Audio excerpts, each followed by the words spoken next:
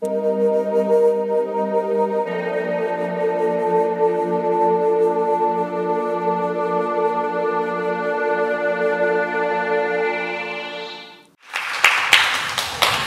years ago, I killed a chicken with my bare hands. A group of us signed up for a 24-hour course. We might need to make sure this works. Sorry, kids. Okay, here we go. So we signed up for a 24-hour survival course. And we had to hike 46 kilometers in that 24 hours. We had to filter our own water. We had to, on the left, rappel down a gorge. And of course, on the right, we had to kill and cook our own dinner. You might ask me why we chose to do something like that. Even more, pay a lot of money to do something like that. I think it's important to stretch yourself over, above, and beyond. What does that mean? Do you know how far you can stretch? Do you know how far your comfort index can go? So that's why we did something like this. How difficult was it? How did I define my own discomfort index? Well, about 8 hours in, we're climbing up a bamboo forest. And this is not the tender bamboo like this that you eat. It's a big trunk, and it's slimy and moldy, and there are bugs climbing up. So you have to take a rope and you swing it around the bamboo. You hold both sides of the rope, and you pull yourself up the slippery mountain. It was also pouring rain just to make it even better. And you get up around this bamboo, and it's disgusting and dirty, and you hug it. And then you move your body around it until it's behind you, and you rest for a moment. And that's one bamboo.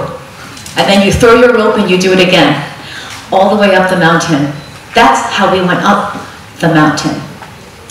Coming down is just as difficult because it's slippery, you're bruised, you're tired, you have blisters. I found a little clip because we were wearing GoPros to show you what it was like. This is maybe 2 o'clock in the morning, trying to come down the mountain. Nobody's joking, nobody's talking. We're not even paying attention to each other. We're just trying to stay alive. We don't want to fall and trip and hurt ourselves. By the time we got to the bottom of the mountain, 24 hours later, and we can see the base camp, this is honestly what was going on in my mind.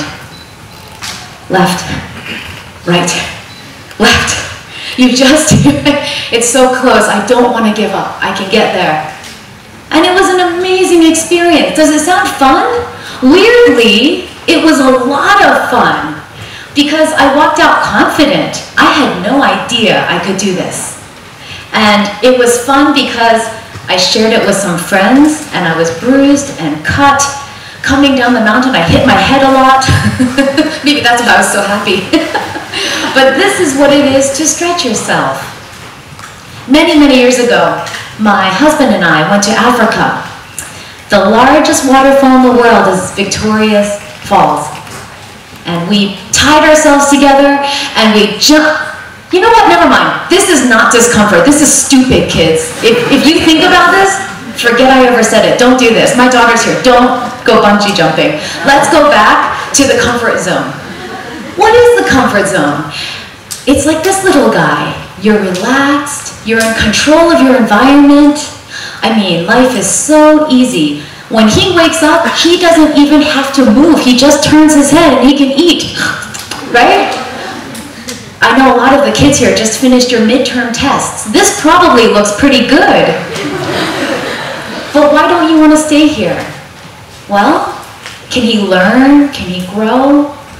Can he get stronger? I'd like to pause and tell you a live story that happened 2 weeks ago. Our family heard about a little dog who'd been badly burned and left in a garbage bin to die. And if you know our family, this is the kind of thing we care very much about, so we went to go rescue this dog. You know what's interesting? We've had him for 2 weeks. It's not that he's been badly burned, although that's terrible, he's healing. You know what's interesting? He was raised in a little cage and never moved. You might argue it's comfortable. He lay there all day, somebody brought him his food, and that was his life. What happens when you never stretch? 6 years later, this is what he looks like. Look at his legs. They're bent inwards from being locked in the cage. When he stands up, he can't hold up his own weight. He starts to shake and he falls down. We take him out for a walk, and after a few steps, his feet are bleeding because he's never walked on them. It's really painful if you stay comfortable and small your whole life, but then you face the world. Sometimes my daughter takes him out for a walk. He can only go so far, and then he says, I'm done. But you know what? We have a lot of hope for him. We named him Puffin because every day we'll stretch Puffin a little bit more, and he'll get stronger, and he'll be able to walk a little bit further every day, and he'll get more confident, and he won't be so afraid to move. And that's the point of the comfort zone. When you're in that comfortable place, you don't feel stressed. Nothing hurts. So if you want to grow, you have to get a little bit uncomfortable. And you have to recognize it's like working out. I like to go to the gym a lot. When you exercise your muscles, they get stronger and you become more resilient. When you exercise being uncomfortable, you become more confident and adaptable. And that's a life skill that will help you be more successful. So what is, if this is comfort and learning how to be uncomfortable, what is the discomfort index that we talked about? How many of you feel pretty good about life? You don't know exactly what's going to happen tomorrow, but you think, whatever it is, I can figure it out. Oh good, well there are quite a few of you. This little emoji, that's you. You're very cute. So if you start here, and you want to stretch yourself to learn something, what happens? You become a little less comfortable. You might have to think harder. You might have to focus a little bit more on what you're doing, but it's not killing you. But what if you then try something completely new? You try to hike for 24 hours and stay alive. Then you start getting to the point where you think, I don't know if I can do this. I might fail. You almost feel panic sometimes. Now, you don't want to get to the point where you're really panicked. That's too far. But the question is, how do you turn yourself around and pivot so you start to get back to what we can call competent? It's okay. You're okay again. And after that, you get back to comfort, confidence. Here's something else interesting. Where you got back is higher than where you started. Why? Because you've learned something new. You've grown, and you're stronger. Here's something else interesting. Next time, you try to get uncomfortable, and you start focusing more. And then you come to the place where you are struggling. You're not as far down as you were last time either, because you have more capabilities now. You have more tools to work with. And then, when you come back again and you're competent, and then you get to the top where you are again back to your comfort zone and happy and confident, you're even higher, and so on. This is a learning curve. You can't learn if you don't fail, and if you don't get uncomfortable, and then pick yourself up again. Now, we talked about the curve. Let's talk about the angle, right? You just took midterms. You probably don't want to hear about curves and angles, but we're going to do it anyway. What is the angle? The angle is how deep you go. How do you avoid being that guy, the panic guy? You don't want to go that far down, but what is that far down for you? Well, let's talk about 3 different people. We'll start with somebody we can call Rosie. Her discomfort index, let's say her angle is 10 to 20%. She's the kind of girl who doesn't like to stretch too far. It's very uncomfortable for her. If she's never done it before, she might look and be interested but not try. It might take her a lot to try something new. She wants to learn and prepare herself. What drives Rosie is she's afraid to fail. So she still learns throughout life. She has a learning curve like everybody else, but maybe the angles are not so deep. Anybody here, can you relate to being like Rosie? Or maybe your child is a bit like Rosie? It's totally okay. We're all different kinds of people. The question is, if you're like Rosie or your child is, how do you stretch a little bit more? So 2 practical tips. The first one is, how do you let them know it's okay to fail? It's hard for Chinese parents, I know. I had a Chinese mother, and now I am a Chinese mother. It's hard to say, it's okay if you don't get an A. But did you learn? Those are the important things to ask, because if you learn and you're willing to stretch, that skill will serve you and last longer than the A. The second tip, if you're like Rosie and you feel like you're afraid to stretch so far, you can think about the power of shared experience. When you learn with somebody else, you take some of the pressure off your own shoulders. I didn't climb that mountain by myself. I don't know if I could have. But when you learn with someone, you can share what's working for you, they can share what's working for them. You can figure out what works together. When you fail, sometimes you can laugh about it together. And it also gives you a separate benefit that when you walk out later, you have a special bond from sharing that experience together. So that's Rosie. My discomfort index is 80 or 90%. The only reason I don't say 100 is I'm a little bit afraid what that means. But I love to go high and to go low. I thrive in ambiguity. I love learning new things and being very challenged. Who relates to me? Who's like me? I'm so sorry. It's not an easy life, is it? Well, what do we have to ask ourselves then? This sounds silly, but I'm serious. Are you in pain? Because here's the thing, discomfort's not that far from pain, right?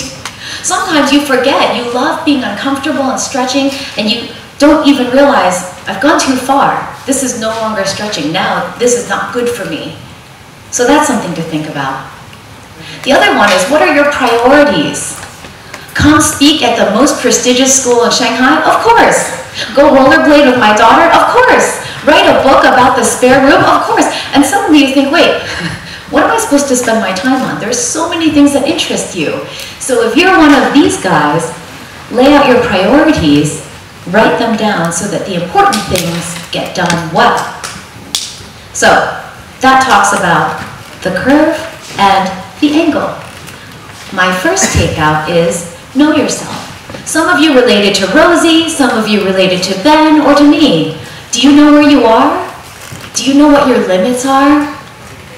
So think about that. And it's not just about your curve and your angle.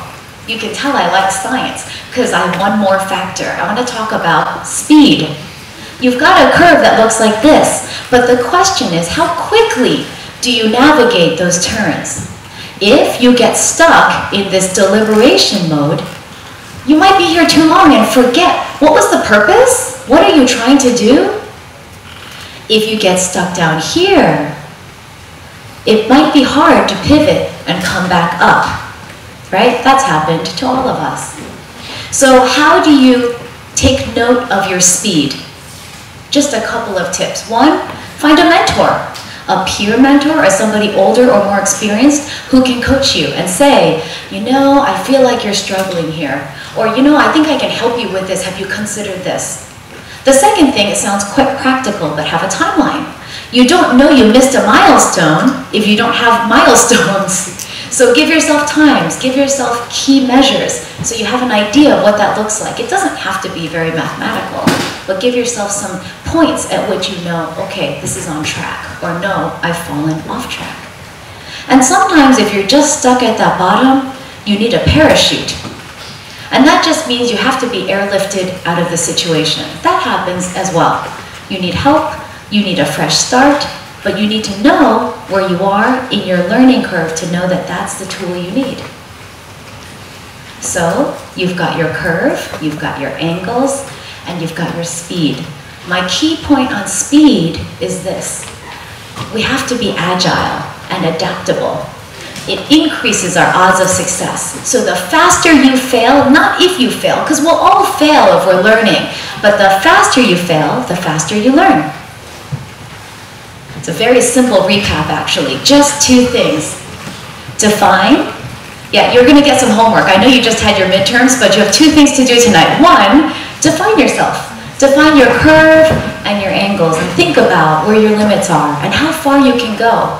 And if you don't know, how can you learn? And the second thing is think about adaptability. How can you fail faster, not avoid failure? And then how can you learn faster? And if you just think about these two things, I believe that you also can find yourself killing chickens. Thank you so much.